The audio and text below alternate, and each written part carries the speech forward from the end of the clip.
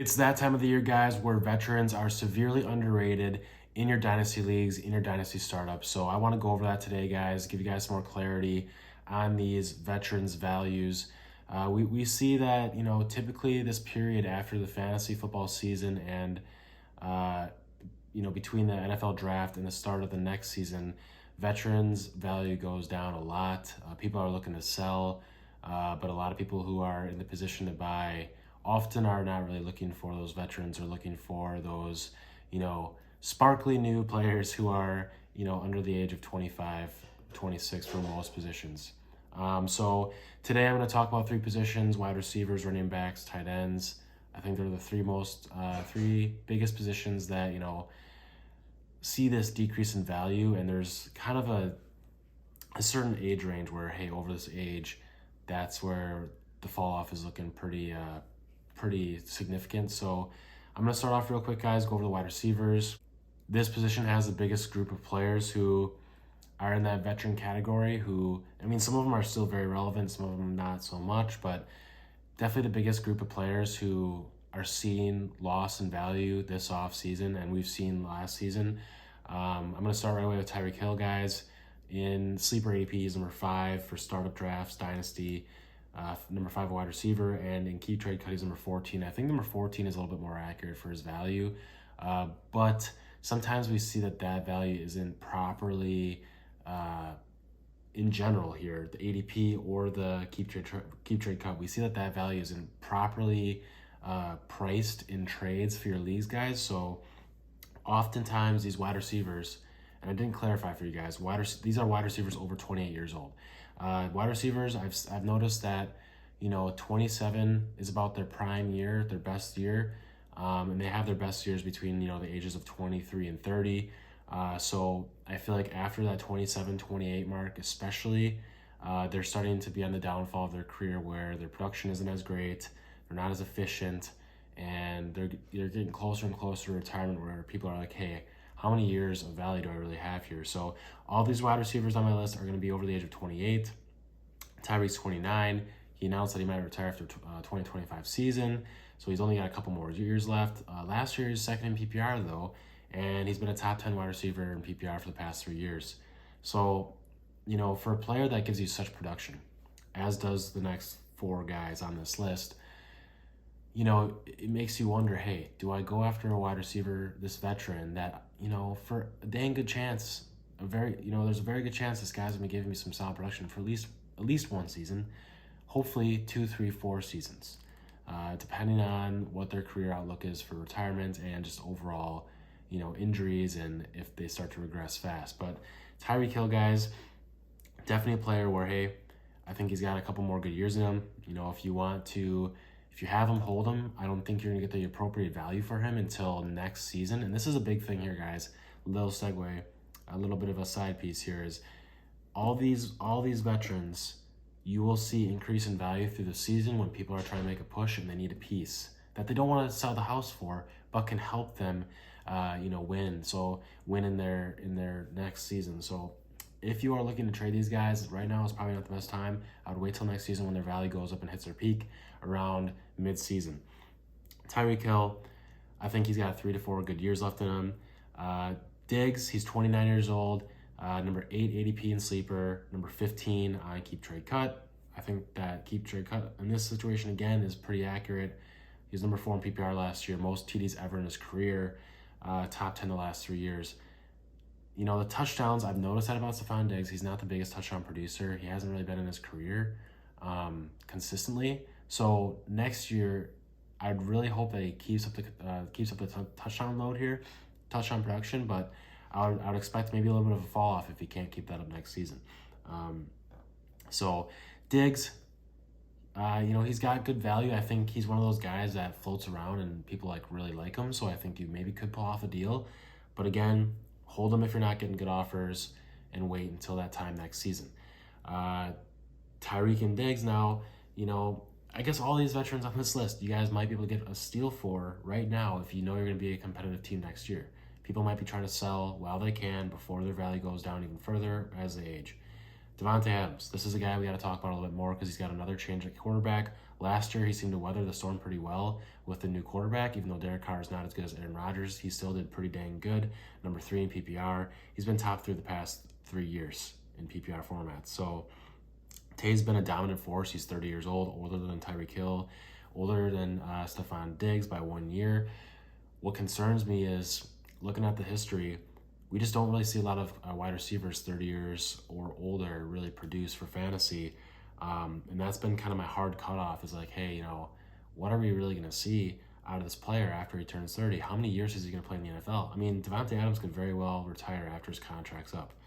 And, once he's done, he's done. That's just how fantasy is. That's just how Dynasty is. So I do think he can contribute. I think he's a very special player who could work well with Jimmy G just because he's that dominant. That's the thing about these 4 receivers, Tyreek, Stefon Diggs, Davante Adams, and Cooper Kupp next on my list. Those are the kind of guys where I'm like, hey, are these guys so good that they're kind of sheltered from this age restriction that we've seen with so many wide receivers in the past? They very well could be. This is why you want to tread carefully when you're looking into selling these guys on your Dynasty team and making sure you get the appropriate value. Because if you don't, guys, honestly, if you're a team that can compete within the next 3 years, you want to be competing next year for sure if you're holding on to these guys, but maybe the year after, hopefully. These are the kind of guys where the value they will give you on your team in a competing scenario is much better than anything anyone can really give you now or during the season. So I'm in a similar situation. I have Derrick Henry in my most serious league, and I'm probably just not going to trade him because he does produce very well, and I probably won't get the value in return for him, so it's just not worth it for me at this point. And that's how it is for these top 4 players. Davante Adams, just to check the box real quick, number 10 in ADP on Sleeper, number 18 on Keep Trade Cut. I think that's a little bit low for Davante Adams. I think he's got to be right there in that tier with Tyreek Hill and Stefon Diggs, at least number 16 or 17. I know it's 18, it's very close, but I get it. The new quarterback situation is a little bit, scary. So I understand that. Cooper Kupp, he's at number 16 in Keep Trade Cut, number 11 in ADP for Sleeper, 29 years old. He's only had 2 top 10 finishes in his career. Justin Jefferson has had more so far. That's pretty insane for Justin Jefferson. Cooper Kupp, he's a special talent. He's not like the most gifted wide receiver, I think, as far as overall attributes, but he is a very, special receiver in what he does, and he produces for fantasy. My question is, how is Matthew Stafford going to compete next year? What does the offense look like? What does the team look like? Does Cooper Kupp get a lot of opportunities for volume with their offense and their overall team next year? I still think he's got the capability to be a top 10 receiver, at least for a year or two.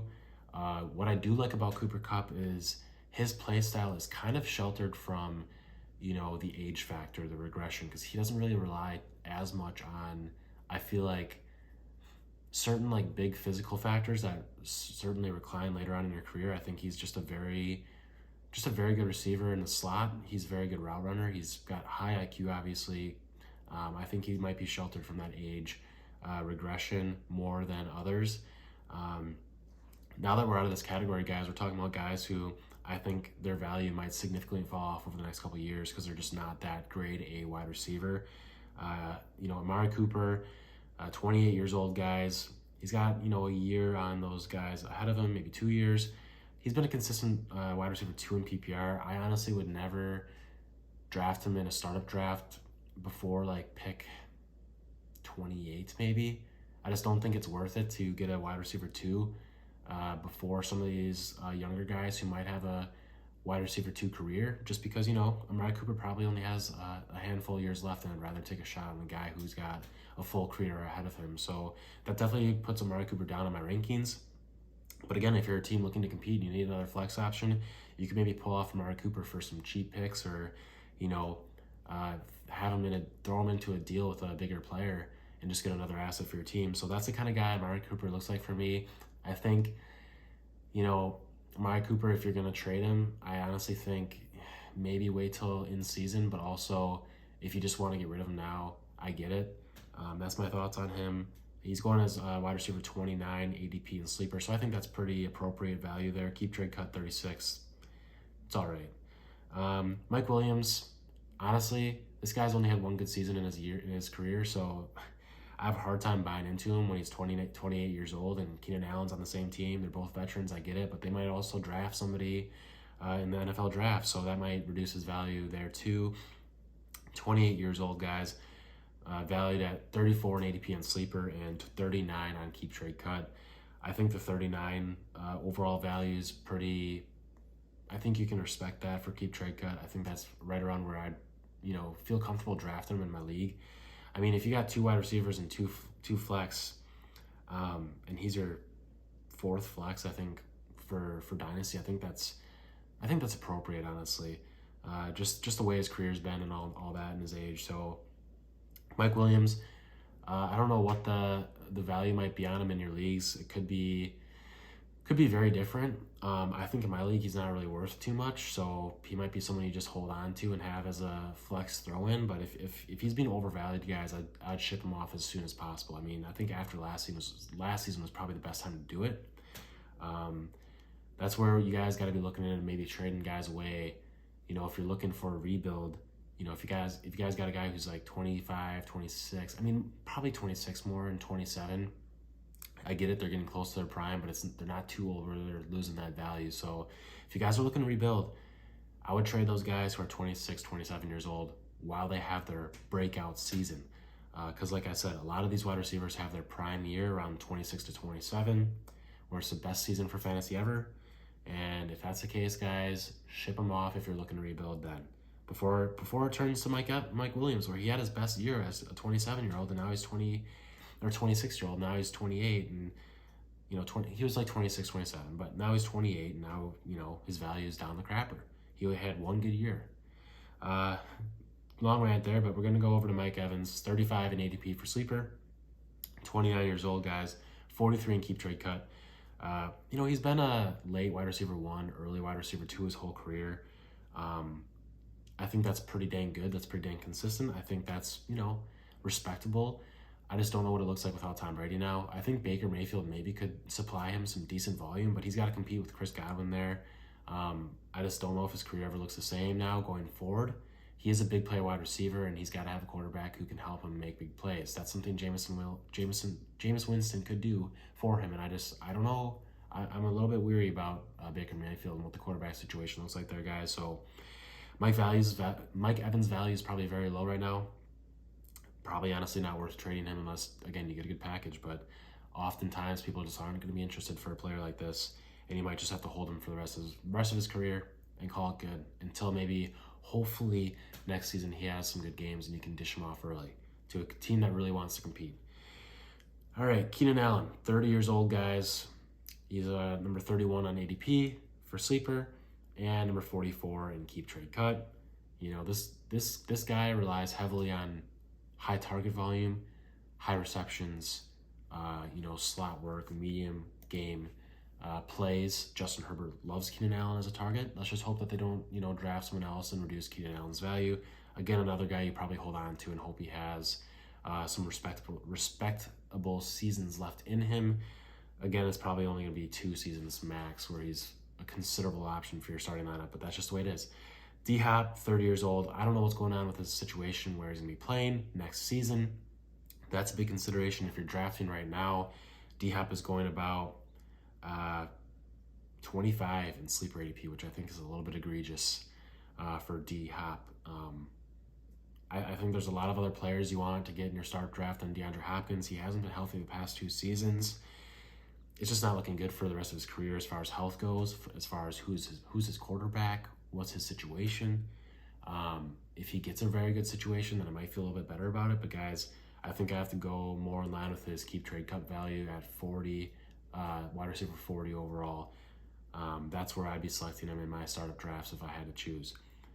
Tyler Lockett, guys, 39 in ADP and 47 in Keep Trade Cut, 30 years old. I think his play style has been changing a lot in the sense that he's not really as aggressive anymore as he's getting older. I think, he might be retiring soon. Seahawks might be moving on to someone younger if they draft a guy younger. Again, same situation. You're just holding on to the value for the rest of the time.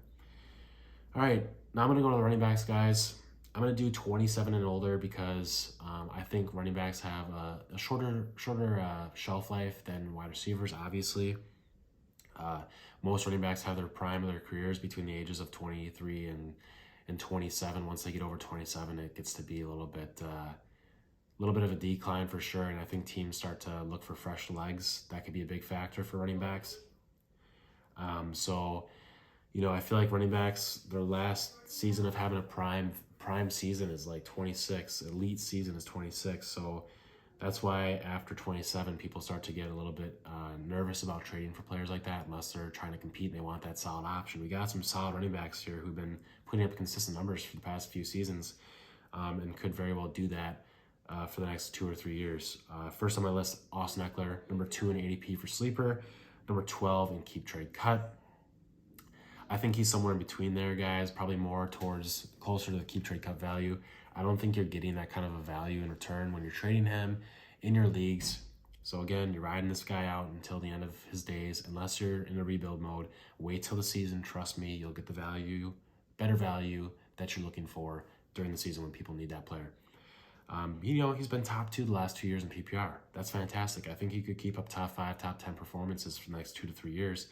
And that's something that you cannot really complain about in a dynasty league.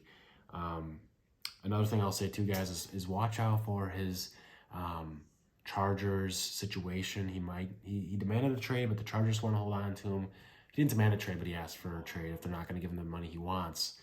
If he's gone, guys, I don't really see his value being the same, unfortunately. So that's one of those things where it's like, hey, if you want to get rid of him now while you can and get the value recognized while you can, I would do that right now.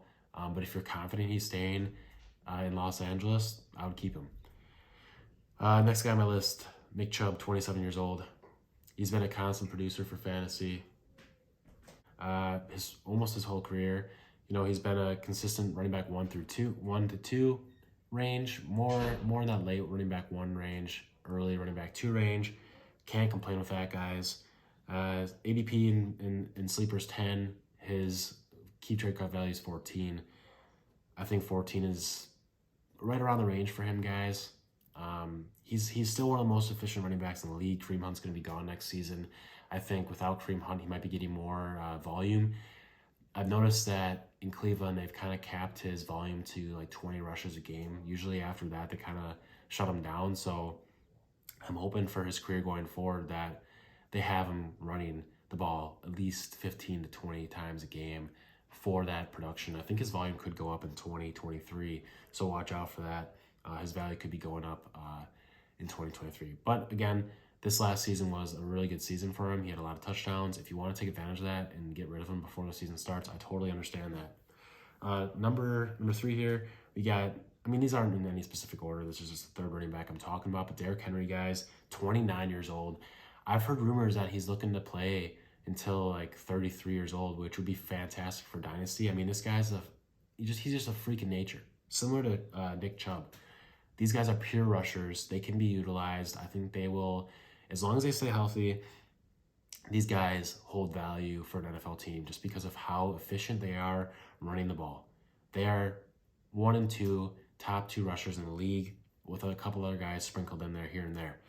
Derrick Henry, 9th in ADP on sleeper, 19th in keep trade cut.